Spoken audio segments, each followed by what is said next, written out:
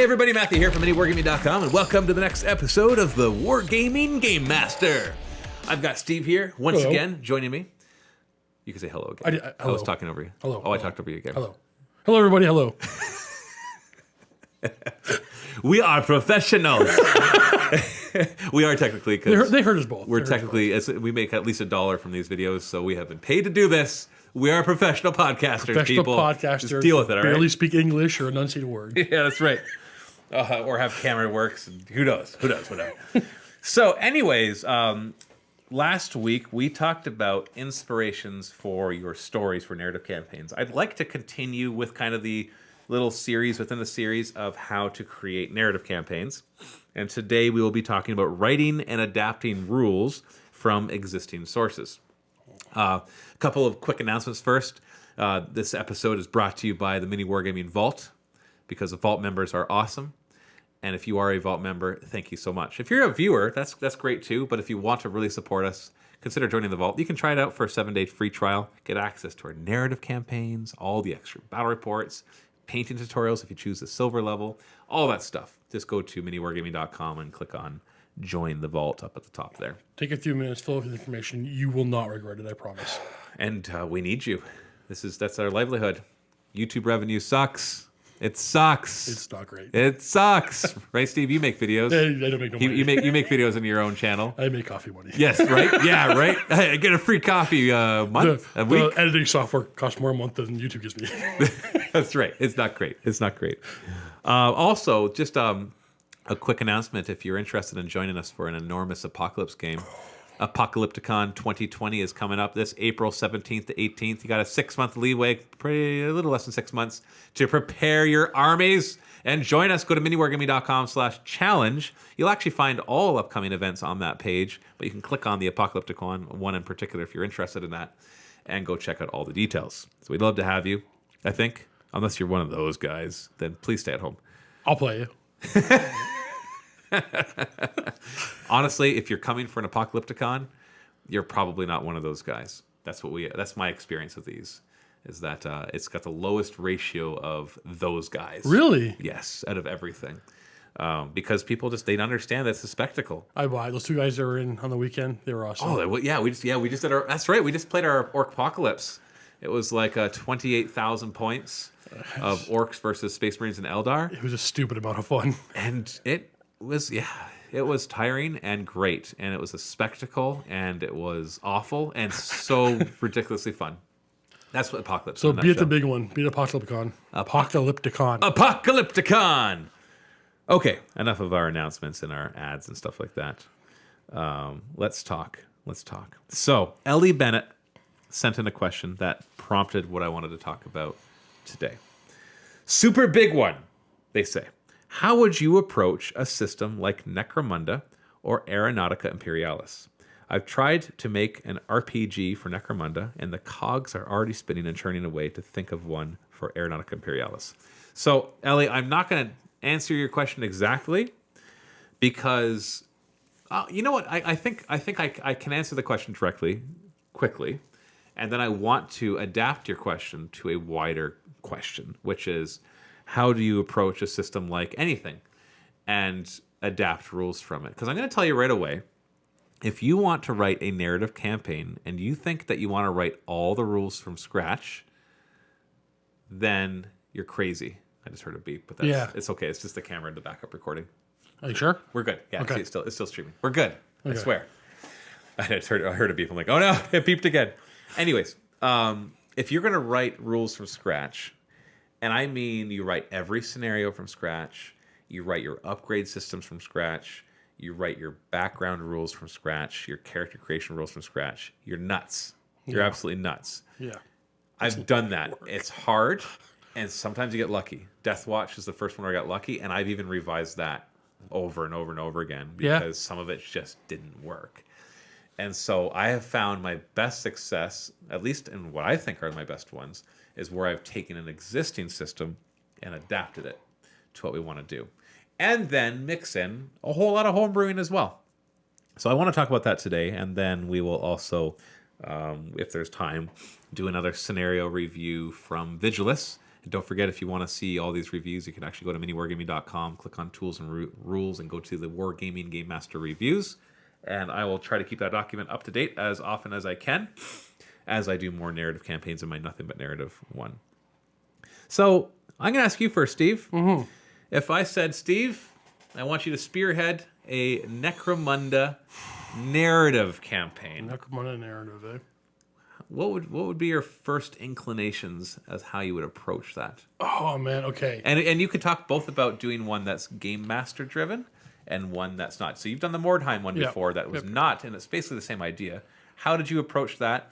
And how would you approach one where you're like, you know what, in this case, I actually want to be the game master and manipulate it? So you want to come from what actually popped in my head right away, or want to come from the rules? Yeah. Because the first thing I'm thinking when you say Necromunda campaign, I'm thinking, okay, so I want to give backstory to all the warbands, where I want these people to have names and a reason why it's not warbands, gangs.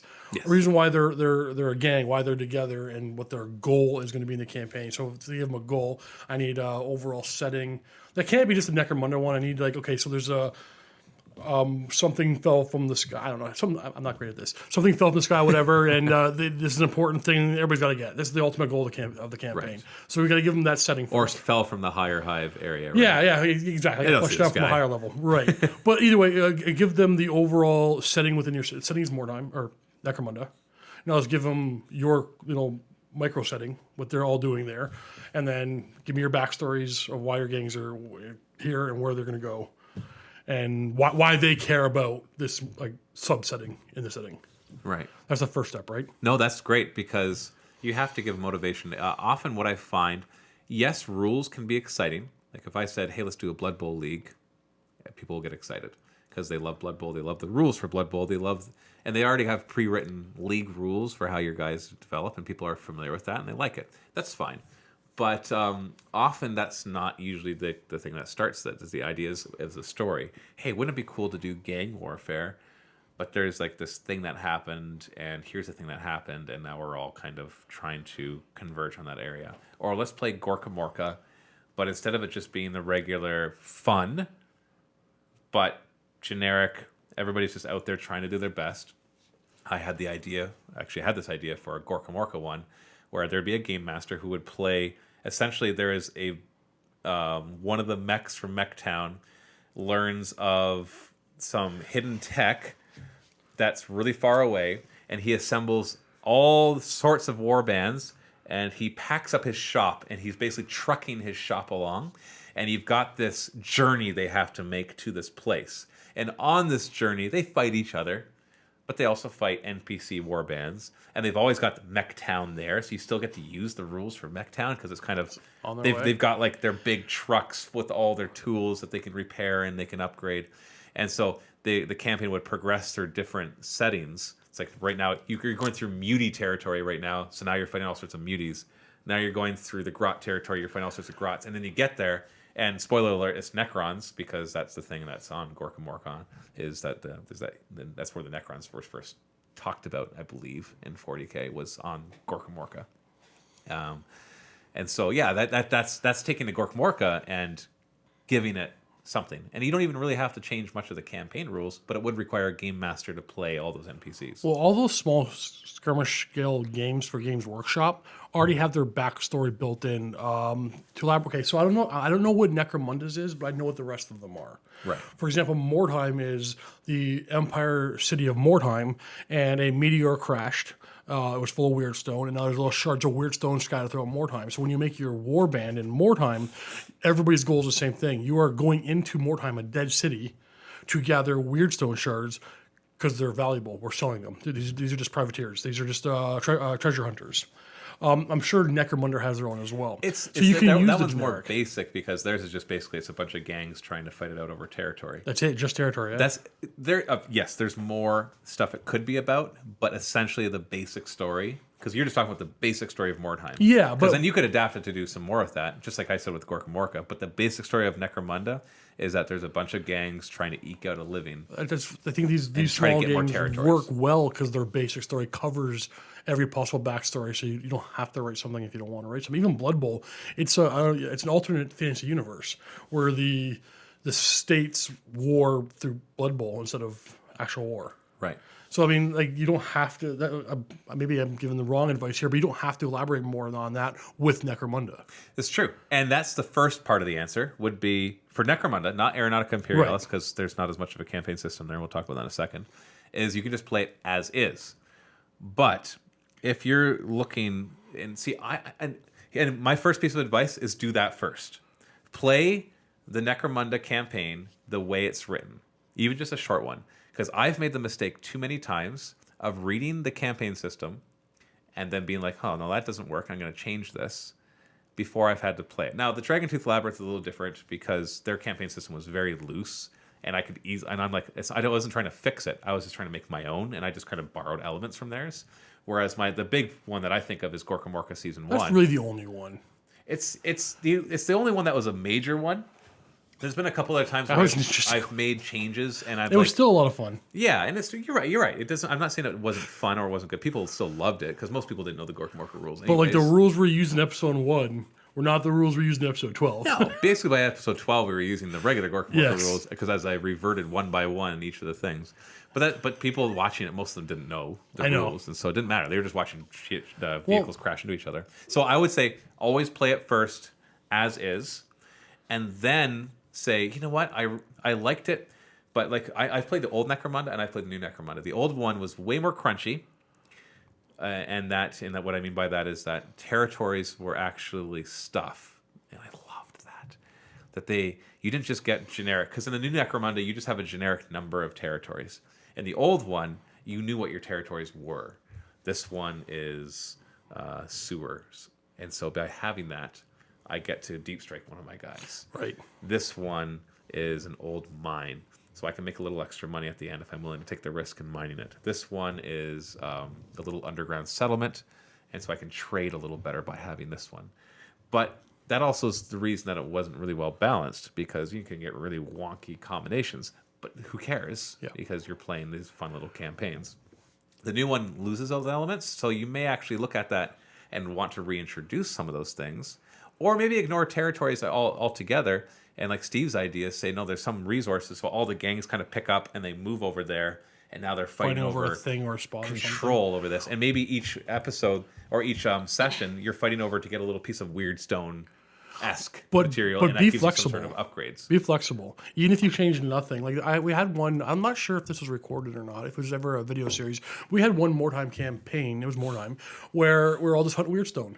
But one of us, it was Luca, was just beating the snot out of everybody else's warband nonstop. It was one of his characters. Just kept killing everybody. So the rest of the warbands, I think it was Josh, myself, and maybe Cullen, maybe another player, where we just kind of like started working together just to kill Luca.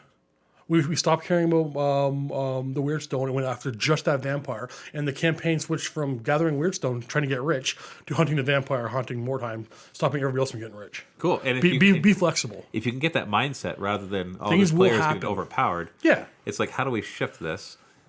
Use it in your narrative. Yeah, and see, I think that's a big shift between some of the old campaign stuff that or game stuff that Games Workshop have come out with, like the old Necromunda, the old Gorka Morka, to the new one. Is that the old ones things could get out of hand like that, and they had mechanisms to try to mitigate that. Like, for example, if you're playing Gorka Morka and you show up and that guy's got a warband that is twice as strong as you get all sorts of extra experiences for just, you actually almost want to be the one that's the underdog. Same as because you show up and if all you do is say hi, bye, and you walk away, boom, you got a ton of experience because you faced a really hard warband. Yep.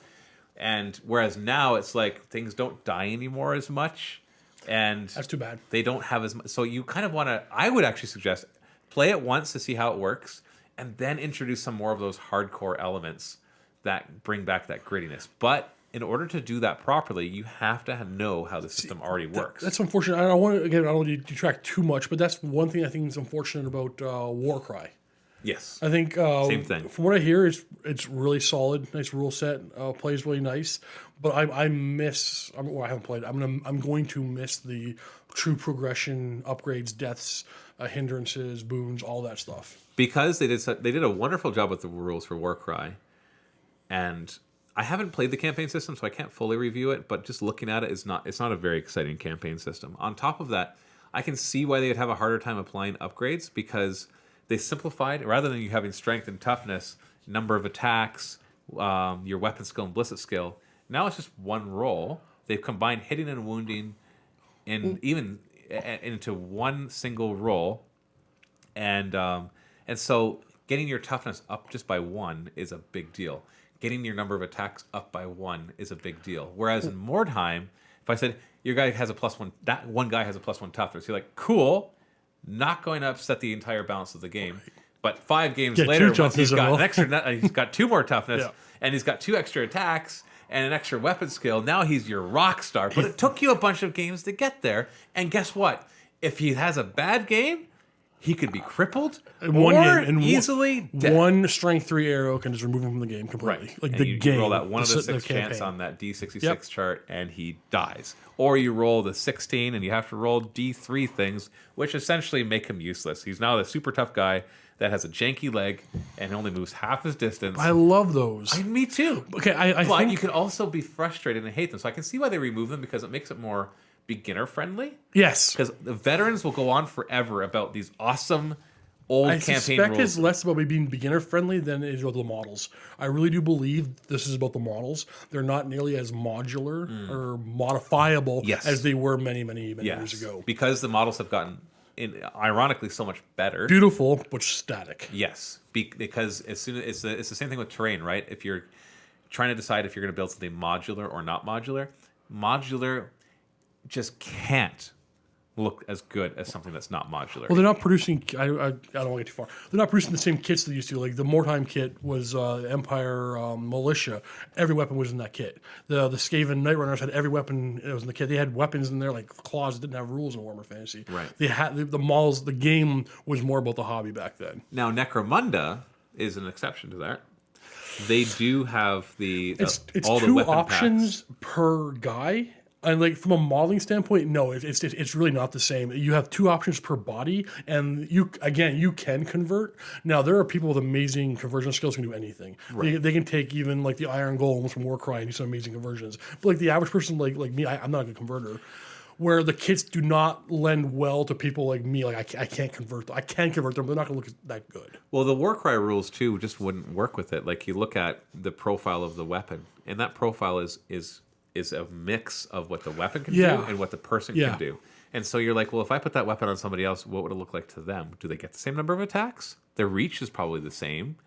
I would say but the strength even isn't necessarily the same because the strength is going to be based on the user. So, but we don't have a strength for the user. We just have a strength for the weapon. We have how well it wounds, but that's a combination of accuracy and its abilities. You gotta be careful because I think you're touching on next week's topic here. Next week is reward and upgrade systems. Yeah, we're going that well, right? We're going that way right now. If we end up covering both of them in one episode, that's okay because it means that they need to be covered together. But I'm trying to explain why it is that you have to look at these systems differently, and so you have to make a choice. Necromunda, talking about specifically, you have to make the choice. Do you want to get super crunchy, is what we call it, or do you not? And they both have their advantages. The other thing you have to ask is, do I want to be game master running this, or do I just want this to be a bunch of people playing in one together? They both have their advantages as well. So I would get more excited personally to do a Necromunda or Gorka Morka campaign where I'm the game master. Unless I had just done 2 or 3 campaigns as a game master, and then sometimes I'm like, you know what, screw it, I just want to play.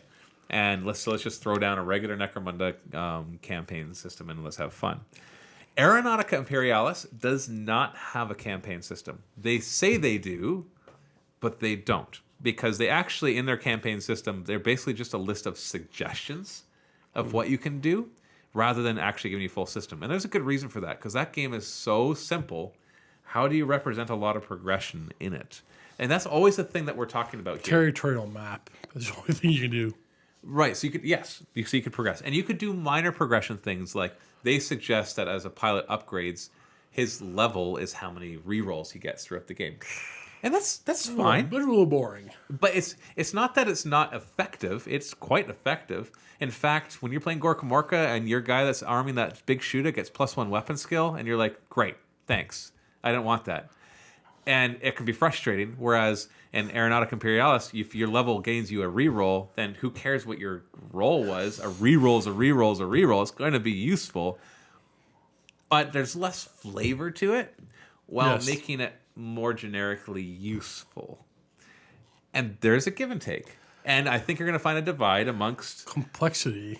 Amongst people who've been playing for a while who want something different, and somebody coming in brand new who's perfectly happy to have that be their system because they don't have experience with anything else. Well, okay, have you, again, I don't know, I'm not going to say this is for sure, but have you met anybody who wants to play in a campaign system who wouldn't want the complexity? I don't think I've ever met somebody who wants to play the campaign system but likes the super simple one. I think what I would say is I've seen people who don't like the complexity of that system, and they wouldn't necessarily, I don't think they would be aware enough to say, I don't like complexity. They'll just say, I don't like this rule. I don't like this set of rules. And the more complex the system is, the more likely somebody is to find stuff they don't like about right. it. Because you know what? Once you get the part of this is you get invested in these warbands. Yep. And the more invested you get, the more disappointed you get when somebody dies.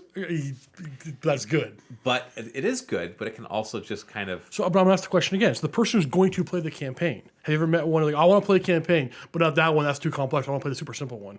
I've never met that one. No, definitely not. So if they're gonna play the campaign, give them the more in-depth complex one. Yeah, like these simplified campaigns. I I don't know who they're catering to. I don't know who I don't know what the market is for these simplified campaigns. I don't know who they're selling this to. Like I said, beginners. I don't think. Okay, yeah, I just. If somebody picks up a Warcry book that doesn't have a friend who can the basically walk beginners, them through, they're gonna play Warcry and play these one-off things. Maybe once you want a campaign, again, this is my opinion. I'm not saying this is it, but I think I'm right. Once you get into the campaigns, it's going to be the people who no longer the filthy casual, for lack of a better term. Filthy casual. You know, the guys who come in and play whatever game on their lunch or whatever. You want to play the campaign. You want the campaign rules. Like a simple campaign system will turn me off of a game.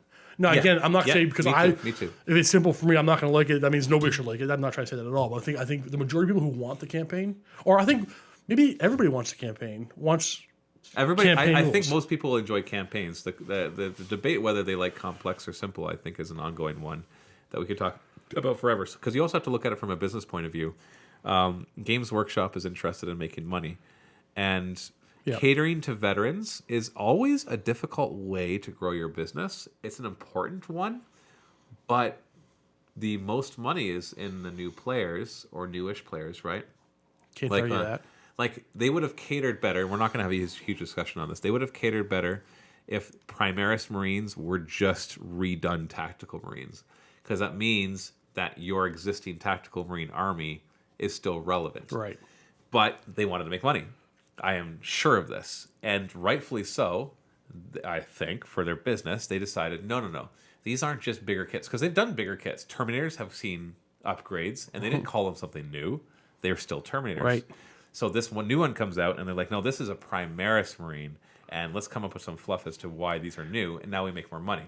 So I think the same thing can be said about these, is that, by the time you get to the point where you want a crunchy campaign, you've already got all your stuff. And yes, you'll spend more money, but will you spend as much money as all those other new guys who are just now getting into it? Because they can just play one-off games and build their I'll answer that question by answering the Primaris thing. I agree with you 100%. They should, my opinion, here's why they didn't. When the Primaris came out, they should have just been regular Marines. And as a player, as a person who's been in the hobby for many years who has a very large Marine army, I would have bought Primaris and repainted my Marines. So, I mean, it doesn't have to be...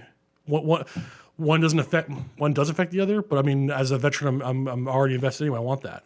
I'm down. But you're not going to buy as much of it as somebody else. I think no. I like you. I'm not talking anecdotally, like you. Yeah, no, I know. I'm talking about veterans in general. I think majority of the people. Yeah, it doesn't really matter. No, I don't think so because I think they've proven it time and time again that when you look at Dungeons and Dragons, the more they streamline their game, the more it sells. Yeah, we can talk about that being thanks to things like Critical Role and other the kind of this new market. I don't think that's actually it. I think it kind of because which one's first, right? I think it's because the system is good. If Critical Role started in 4th edition D&D was out, I doubt they would be playing 4th edition D&D. I think they'd stick to their Pathfinder that they were doing before. But because 5th edition is out and it's such a slick rule set, and I it agree. is not nearly as crunchy as old editions of D&D, and that allows them to sell Colin and I more. will have this discussion actually often. We'll have a discussion again tonight.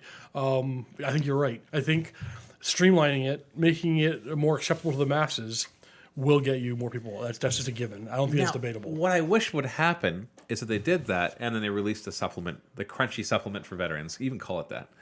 I just think that would be, Well, the a Necromunda for A veterans. tier system, right? Yeah, like here's the simple campaign, and here's the really good campaign. Wasn't that always, not always, wasn't that like the idea from Games Workshop for a while? They had like open play, narrative play, and then match play was supposed to be the upper Sure, tier. but they've been. But now they're all the simplified. same.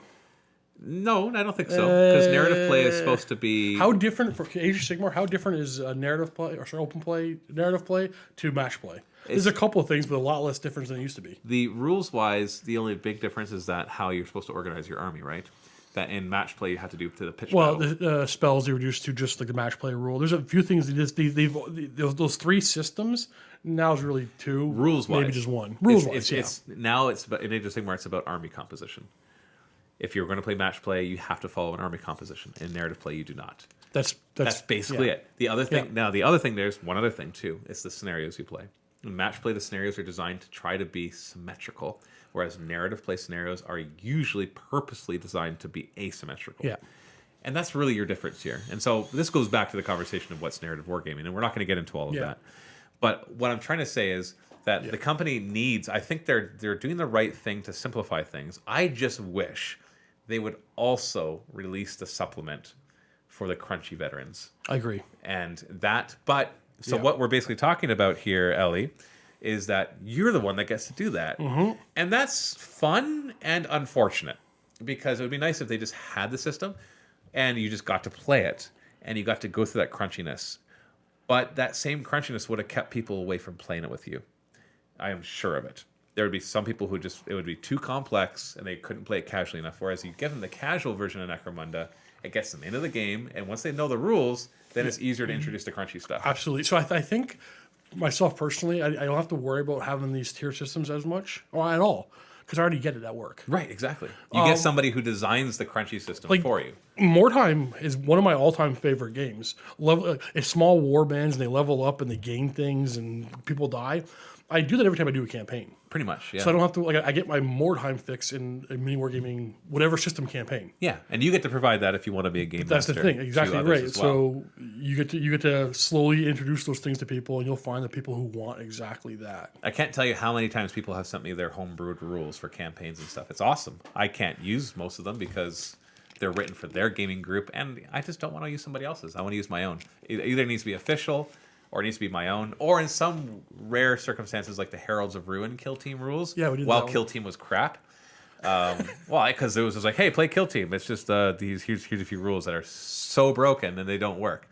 And then Heralds of Ruin puts hours, countless hundreds, thousands of hours as a group effort and making a really solid rule set. That was a community one, right? Yeah, and See, that's rare though. Blood Bowl did the same thing. A couple more games did the same thing. But then Games Workshop incorporated those back into the main rules. Well, But that's smart to do so.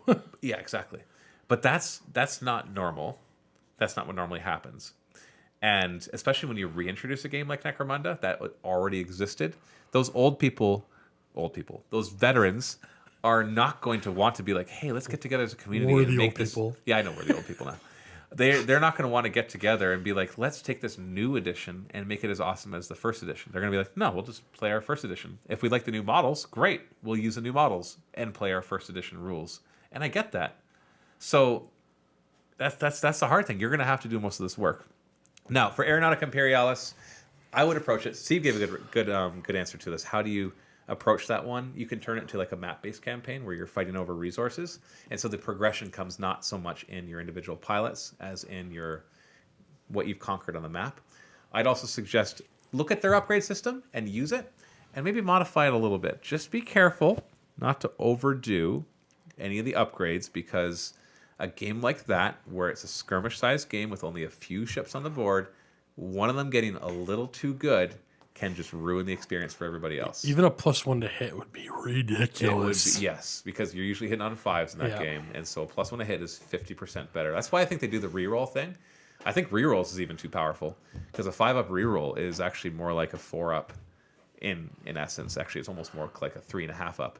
It could instead you could give things like can reroll, and it's because they don't always get rerolls. They get to reroll once or twice per game, so that's not a big deal. But it could just be like they gain an ability to reroll 1s to hit, for example.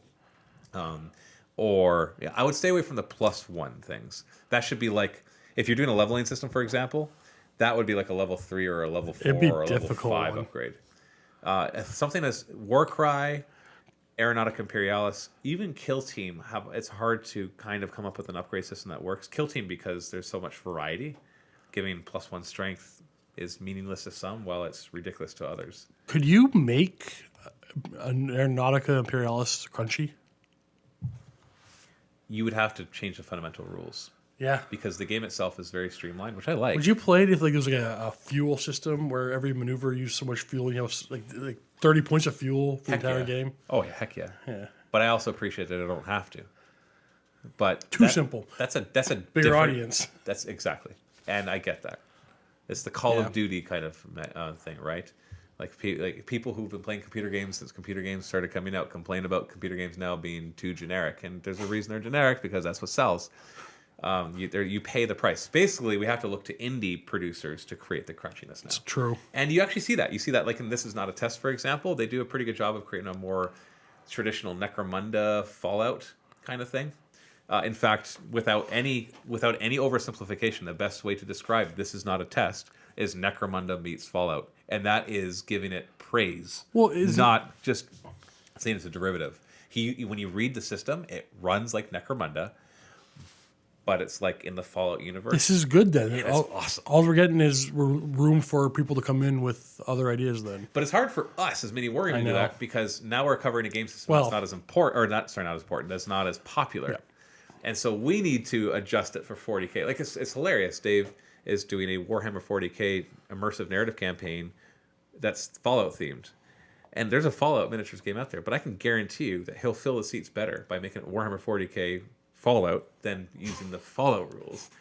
Because there's way more Warhammer 40K players out there who love Fallout Yeah. than there are Warhammer 40K players out there who love Fallout, who play the You Fallout think they're miniatures game. more? I don't know. I just don't know because I don't know how popular Fallout is. It's a video game. It's generally a larger audience, a larger market than miniatures. I think there's more Fallout But fans they're not than watching us. yeah. They're not watching us. That's the thing, right? So our audience just wants 40K. Our audience all the time. watches 40K a lot. And so, but there's also a lot of them that love Fallout. Or the Resident Evil campaign, for example, that he did. Very successful. That one it sold looked out awesome. like instantly. And they came to play Warhammer 40K Resident Evil, it was Resident Evil using, That one was tempting. I wanted to play that one. right? The Fallout one sounds great. They're planning a Terminator themed one. And so, but there are miniature games associated with these that they could be playing instead. And yet it'll work better. Not because Warhammer 40K is a better game, but because it's more popular. And so you might have more. It's just, there's so much to consider with all of this. Familiar with it. You just need to just do what's fun. I can't emphasize it enough. So You're going thinking with about that, all these details, but just do what's fun. I guess to answer the question, it depends on how familiar you and your group is with the game system, right? I mean, if they're very familiar with Necromunda already, add the rules right away. But if they're not, then yeah, you do it slowly. And you can find the PDF for the old Necromunda rules, and you can look through it. And I'm going to tell you right now, you're not going to be able to incorporate it as is. It won't work, but it can give you some ridiculously fun ideas. I love the old one. Sorry, I interrupted. No, I'm good. I'm good. It's like we've already said it. It's like you tier it to your players. Yeah. How familiar they are, how much crunch can they handle, and you give it to them slowly. I think you'll find that they'll be able to handle more than even some of them will say they can if you get to them slowly. Yeah, there's that too. So kind of finishing off this whole thing, because I said I wasn't going to spend as much time on Necromunda or Aeronautica Imperialis, but we've talked about it a lot. But in a generic question of how do you write rules and how do you adapt rules from existing sources, and I've had various levels of success doing this based on the different. I've adapted rules from Necromunda, from Gorka Morka, from Kill Team, from Forbidden Power, from Age of Sigmar, which is the one that we just did with the Dragontooth Labyrinth. I'm trying to remember the very first time that I did the Deathwatch campaign, the Augustine Station, and I came up with the idea for the rules. I'm trying to remember where I got the idea for that, because Which rule are you thinking of in particular? just the whole building a squad, and Well, having, that was Space Hulk. no, that was the second one we did. Augustine Station was the first. But I mean, isn't that all of Deathwatch? I mean, remember there's that I know we both played it, the app game. What was it called? Not Space Marine. It was Deathwatch. You had your little Deathwatch team of, I think you started with 3 guys and you got up to 5, and you played like what's that game? The game you play all the time. Dawn of War, No. StarCraft, Fallout, You Skyrim. no. So XCOM. XCOM. Yeah, It was. Now you remember. That was right around. It had to be right around the same time. was it based on XCOM? It might have been. Well, we were I playing. try to remember. I actually don't. I'm remember pretty the sure it was inspiration you. for We were both playing the Death Watch game, which was basically XCOM. I never You played move your the Space Deathwatch Marine game. over. Oh, okay, so it wasn't you. I never played that game. Okay. I am trying. I actually don't remember the original inspiration for it because it kind of clicked. I know, for example, did the original Death Watch? Because okay, you know how they all had to choose a chapter tactic and they all got a chapter tactic. What was that based off of? Death Watch. The computer game? No, that's the Death Watch. Did they used to do that? Because they don't get that anymore. Did it used to be that they would choose their chapter and they got certain? I don't think they did. Yeah, no, their Did chapter they? their chapter mattered. Did it? I seem to remember that it did, but yet I can't remember if it did. This is so long ago. We're talking years ago now. But let me just put it this way. I was thinking, because I thought for the longest time we were doing, our narrative campaigns were always army versus army. And people had kept suggesting, saying, oh, try something that's just a small war band. And I'm always like, oh, that's not going to work. Okay. Which is ironic because it works so much better. I think, okay, no, the rules weren't a part of it. You were looking for an upgrade system, which was more than going to be just gear. And that was going to be, I'm an air quote here for those who can't see, type dependent. So your rule would upgrade like this, and your warriors upgrade like this. Yeah. Your wizards, whatever. But now we don't have that. We have Space Marines. Right. So then we had Ultramarines and Imperial Fists.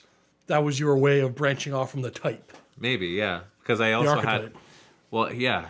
I don't, okay, you know what? I don't actually remember it fully. It's been so long, and I've done so many iterations of it that it's all been lost in there. How long ago was that first one? 3 years? 4 years now? It's around now. This is the time of year that it came out. I want to say 3 or 4 Many years. campaigns ago. Yeah, and so basically the idea, I'm like, let's do something that's more warband related. We actually had 3 players in that one. It was you, Dave, and Quirk. And you each had to create a 5-man warband. And it had to be a leader. It was based off, okay, there was basically some Kill Team elements to it that it was inspired by Kill Team. There's the Because type. You had your because it was specialist. like, because you need your leader and your specialist, Yeah. right? Because you were, that's right, because you were only allowed something specialist. So You it was after we did our you Kill had Team to- campaign then? You had to do a couple, no, I don't think so.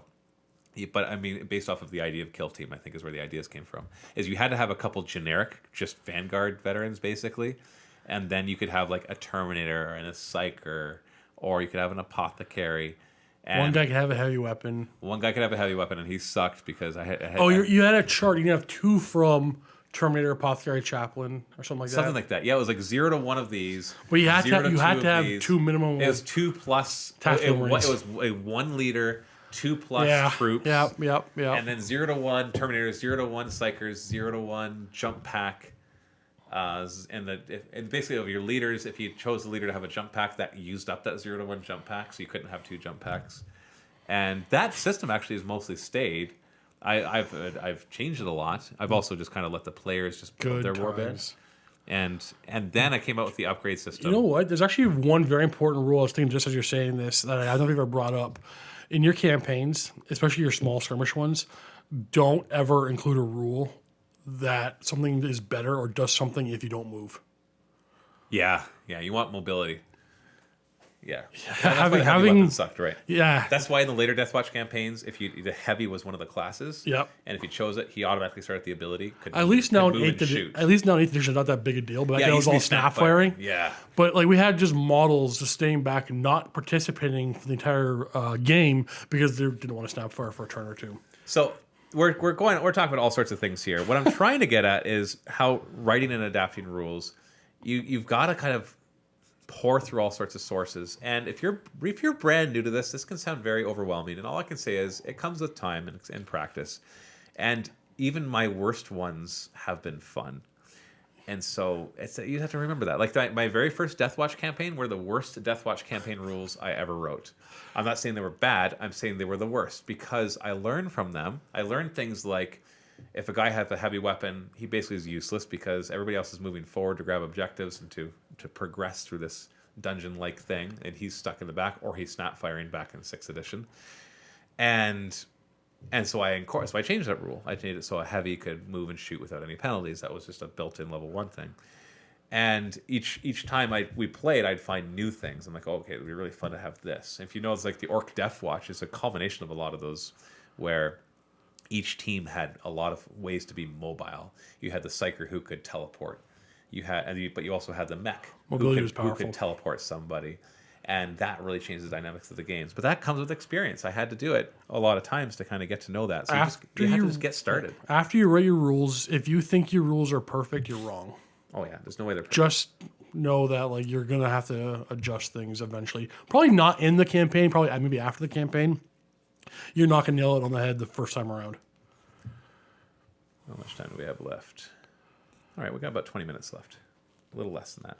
Okay, so I think that's enough to cover that. If you have comments or questions more about that, please leave them here on YouTube or on Facebook, wherever you happen to be watching. If you're listening to this as a podcast and have nowhere to leave a question, you can email me, Matthew with 2 T's at MiniWarGaming.com. I read every comment and email I get. I don't reply to them all because I don't have time. But I use them for future material in this podcast. So I really appreciate your comments. So please make sure to leave them, and we'll cover them. So, with our remaining time, let's see. I'm going to wait till next episode to do another scenario review because last episode I did a scenario review and we didn't have time to go over some of the questions and comments in general. So I want to just what we'll do for the last few minutes is I'm just going to read a few comments from Facebook or emails or from YouTube, and we'll just kind of we'll quickly answer these, or maybe they'll develop and I'll read one and they'll take the rest of 20 minutes. This is just kind of the open Q&A period. That doesn't necessarily cover a specific question. So here's one from Daniel Jefferson, who left a comment on Facebook, and we could probably talk an entire episode on this, but we'll see what we can do quickly. So basically this is, I put up a post saying, give me ideas for topics. And his idea was how to keep it balanced, where clearly one faction is superior to another. We had a problem with Eldar against Nids in 7th. Yeah, no kidding. 7th Nids were awful.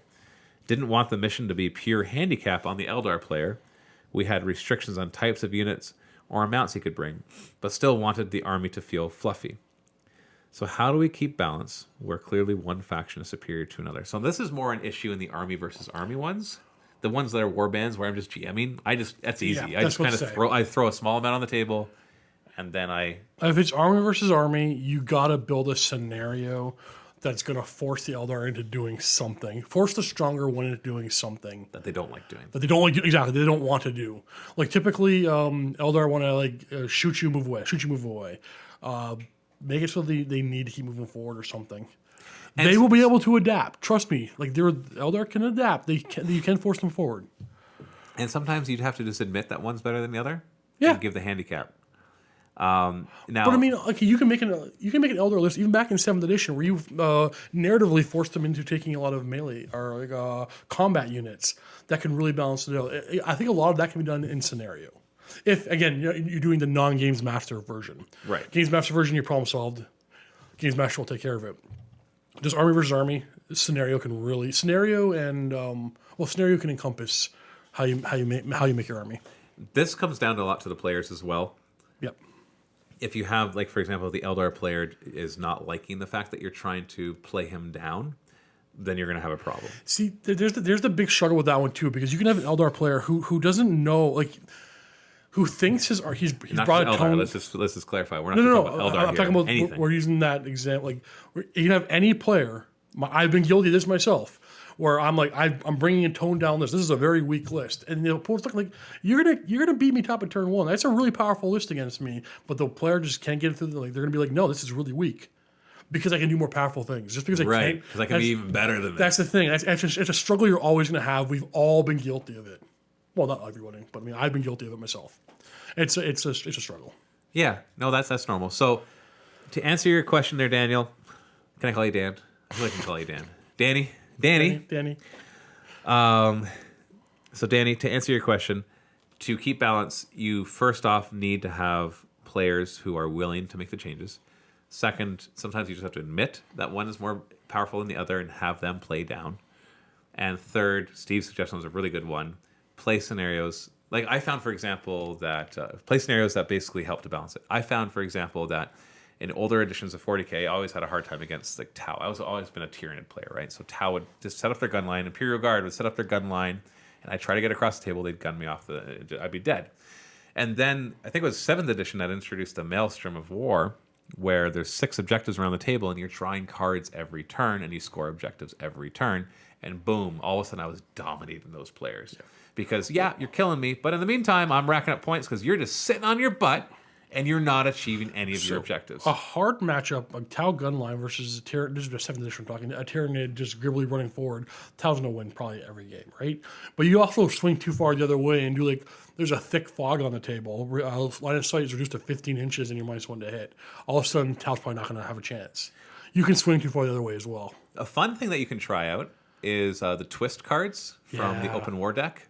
They will frustrate the heck in such good ways out of players because they will throw down things that all of a sudden it's just like, oh boy, that really changes the balance of the game. You know what? If you want to write a scenario, you can just grab your open war cards and throw down the cards and like look at it and like write the scenario, shuffle again, throw down the cards. You can come up with really good ideas with just those cards. And if you throw down a scenario that's like a less garbage, then you just redraw. You can try again. Yeah, or you just decide to throw 3 twists on the table.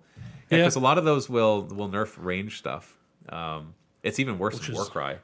Oh, really? Like Warcry, the twist cards are nasty for ranged, you guys. And if you bring them, it can reduce your range to 3 inches. Range has always been really, really powerful in skirmish games, and actually in miniature games. Yeah, but if you bring like an all ranged army and they says it reduces your range of your weapons to 3, and their minimum range is 3, which means they can't fire, because it says in the rules that if you have a minimum range, they have to fire at something farther away from the minimum range. So if you have a 3-inch minimum range, they have to be more than 3 inches away. But then the card says you can't shoot more than 3 inches away. So literally, you can't shoot your weapon. That kind of sucks. So I think it's a little harsh. I think I should have dropped it down to 5 inches or 6 inches, not 3. But besides the point, the twist cards for even the Warcry twist cards, using it for regular Age of Sigmar, although they have their own open war cards as well. The 40K twist cards, those can be ways to kind of throw in these random elements. So think of it that way. I think honestly, out of all the ideas we have here, Steve's idea for letting the scenario help you balance, it's probably the best one because it will work even on players who refuse to admit that they're imbalanced. You can be like, okay, well, let's play a scenario like this then. Or terrain can really make a difference. If you have a side that's really good because they're super shooty, but they're slow, you can throw more terrain on the table to cover and block line of sight, and that forces them to have to move and be less effective. You can also help out with the problem I'll use the Eldar player. If you tell him you're meant to lose this game, but I want you to try your best to win, the scenario stacked against you, it'll be easier on him as well. There's that too. Yeah. Sometimes it's nice to have one side be really hopeless, and yet have some sort of out to be able to win the scenario. Okay, how much time? Oh yeah, we have time. Let's keep going. Joe Green from Facebook. Joe, I'm gonna call you Joey. Joey asked ways to track progress. So remember the suggestion for things. So he wants ways to track progress over the course of the narrative, as well as ways to level up, for lack of a better term, all while keeping the whole thing balanced. Now, we'll talk about the leveling up next week. Joey. I can call you Joey. Right? Jay. So ways to track progress over the course of the narrative. Out of all the different kinds that you've played, what has been your favorite way to track progress? Now, and that can include leveling systems, because we won't go into detail about writing good leveling systems. But when you think of all the different narrative campaigns, which has been, to you, the most interesting, the most fun? Can you define track progress a little bit better then? I don't want to give you ideas because I don't want to answer the question for you. Okay, that's fair. Like, for example, I'll just give you ideas. For example, leveling systems. So your guys level up. Well, we've always had that. No, definitely not. Old campaigns, the only thing that was tracked was the narrative of the characters. Oh, whatever. Those are Commissar Khrushchev, for example. He never got any special rules. No, you're right. He just was cool because of what happened. But then once we started doing levels, my That favorite was quite- Gems. Was Gems? Gems was my From the favorite. Watchers I don't of know Death- why. the I Watchers don't of know Death why. Campaign, then. Yeah. So we had, it's basically, Idea from Diablo. that's what it was, Diablo. Just Yeah. a gem system. We had these little soul gems that gave you special abilities that we just, And you could choose helmet, armor, Yeah, exactly. weapon, shield. Just like It Diablo. was just exactly. That's where I got the idea That was my favorite system by far. It was simple. It was very customizable. Things got Cool very cool and powerful. and it was easy to paint on these gems and then paint over them if I needed to remove the gem or something without having to do a whole lot of chopping up the miniature work. That was our response, because the Death Watch, typically you find random weapons and then you'd have to convert your models to have those weapons, which was super cool. Which but didn't doesn't really work with it. Stormcast. It doesn't, yeah. No, it doesn't work with Age of Sigmar. It's like, oh, you found an elvish halberd of fire. The skill- He's like this. It looked tiny in his hands. He was like, oh, you mean a knife? You mean this little knife? Our last one, upgrade trees, by the end of the campaign, you just pretty much had, it's like, this is, I know I'm like, how do I put this? You got everything. It had everything. Yeah. The gem one was very random. I had to find them and place them. I didn't look at my character sheet and be like, all right, I'm gonna level up today probably. I'm gonna roll a couple dice. I hope I get this one. No, the gems was my favorite because I never knew. This is what I found today. Oh, that'll be good on so and so. That's why I love the gem system the most. So that was Watchers in Death. Here we are. And I even have a random gem generator that probably doesn't work on the new site. No, it doesn't. Okay, I got to tell Jim about that. But the rules for the gems, I think, are available in the Dropbox. They were thing. colored. Hold on, I'm loading it right now. Yeah, there was a color and there was a quality, Yeah. just like Diablo. Like, honestly, that was the whole point. Come on. And you can adapt the gem system to any game system. Dang it, I don't have the. There was the upgrades with the Watchers of Death too. Yeah, I don't have the gems actually written down. You're supposed to use the random. Yeah, gem they generator, did but, upgrades, but but the gems are better. that doesn't work right now because we still need to incorporate that. Yeah, so essentially the way it worked is there was a color, and there was a quality, and so I think there was like 3 levels of quality, and so like if you, I don't remember what they were, but for example, the red gems. Well, it's just like Diablo. Like, if you put it in your helmet, it gives you +1 intelligence. If you put it in your sword, it adds fire damage. You put it in your shield, you're resistant to fire. What I'd like to see if we did that one again, and you also had the level ups where I can roll on the chart and this is what I'm going to get. I'm going to have my range weapons hit him, but I'd rather see something like this guy's his static chart of leveling up is if he has 3 red gems in his chest, he'll gain this ability. If it's 3 blue gems, he'll gain this ability. So I can choose the gems and the color, and it's more random and more customizable. Yeah, I don't want to look at my character sheet and be like, okay, by the end of the campaign, I know this is going to do, so I'm going to get this many level ups. Yeah, because I know that, for example, when I remember the first time I played Fallout 3, the computer game, your max level is level 20. And when you get to level 20, there were so many things that you couldn't have upgraded because there wasn't enough levels to get all the upgrades. Okay, that's good. And then they came out with the expansion that let you go to level 30. And once you got to level 30, everything was at 100% pretty much. And all of a sudden, the replayability of the game went, Yeah. I didn't want to play again because I would play the game and I'd be like, this time I'm going to be a really good sniper. Right. And I have to give up my ability to do this other stuff. I can't be a good sniper and a good talker and a good lockpicker and a good hacker and good at carrying lots of stuff and good at bartering and good at medicine. I have to pick like 2 or 3 things. When you're good at everything. When you're good, it kind of gets boring, right?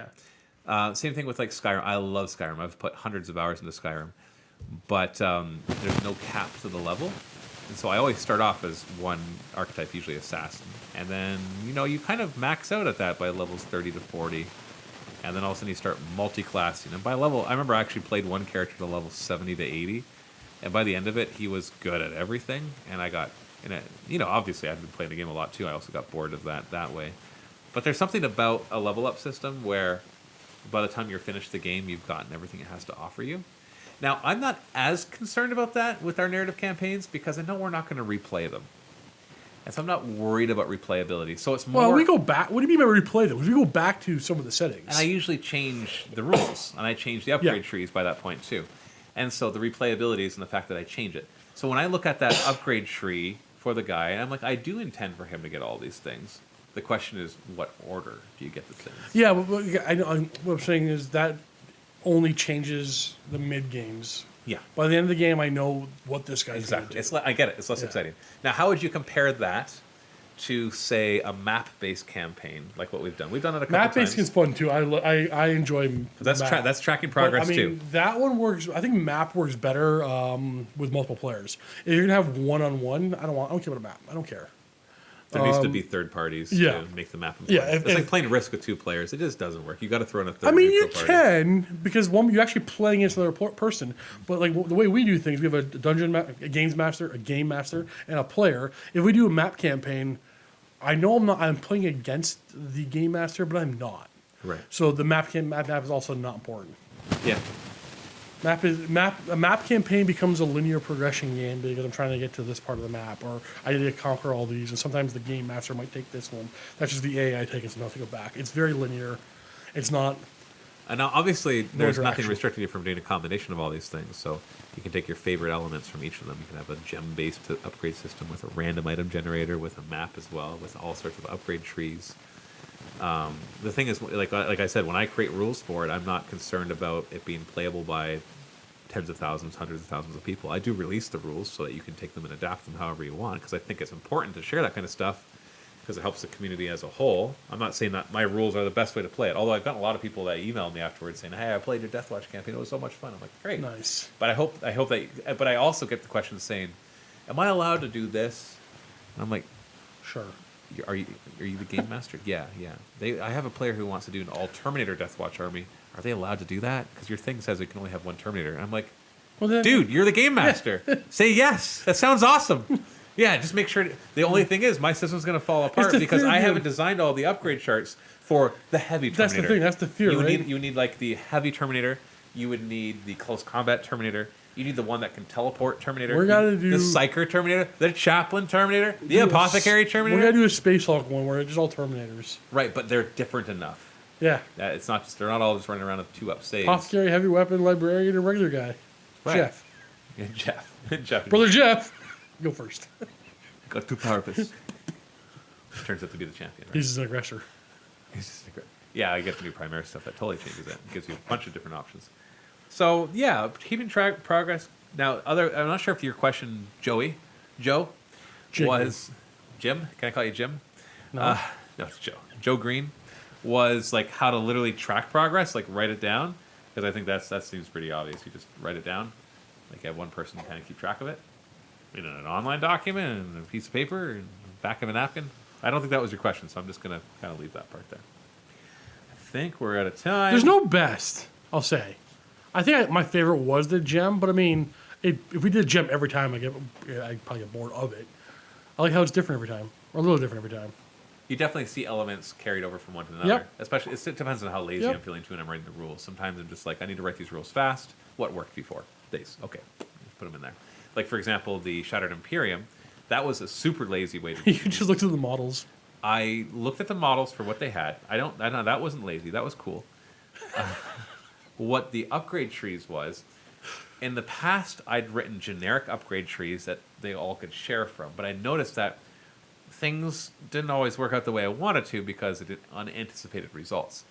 And so for the Shattered Imperium one, I'm like, I'm going to do a super easy one. It's going to be a D10 upgrade. So you roll a D10 and you get these upgrades. Some of them you can get more than once. And the first few are just going to be generic, +1 attacks, +1 wounds, +1 toughness, +1 strength, that kind of stuff, +1 weapon skill, +1 ballistic skill, and then like 3 or 4 special rules that have to do with this guy specifically to do with what he's good at. Like the sniper could get the rule that he could double tap if he stood still. And they also got a rule that he always counted as standing still.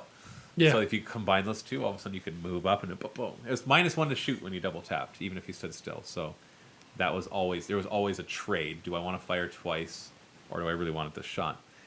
And things like that. So that was a super easy way because I didn't have to come up with generic range specialist rules.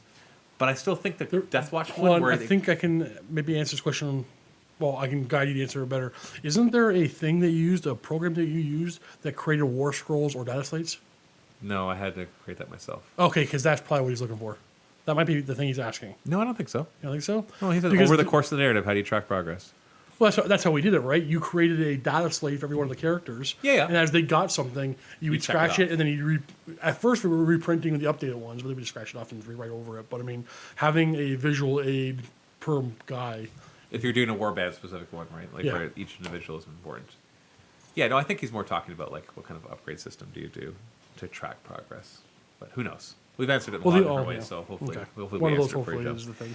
We're out of time. Thank you so much for joining us this week for the Wargaming Game Master. Next week, I think we're going to talk about reward and upgrade systems, but we've kind of already talked about that. And then we're supposed to talk about maintaining balance. We've already talked about You that. can't. Next episode. Yeah, moving on. Like, just do your best. So I don't know exactly what next week's episode is going to be about. I'd like to talk more about reward and upgrade systems, but we'll see if I have enough material to really cover it, because we just talked about that quite a bit right here in a short period of time. Gave you a big data dump of ideas. So we'll see. We'll see what happens next week. But we'll be talking more about narrative wargaming as usual on the Wargaming Game Master. Thank you, Steve, for joining me today. Thank you. And we'll see you next week. Happy wargaming.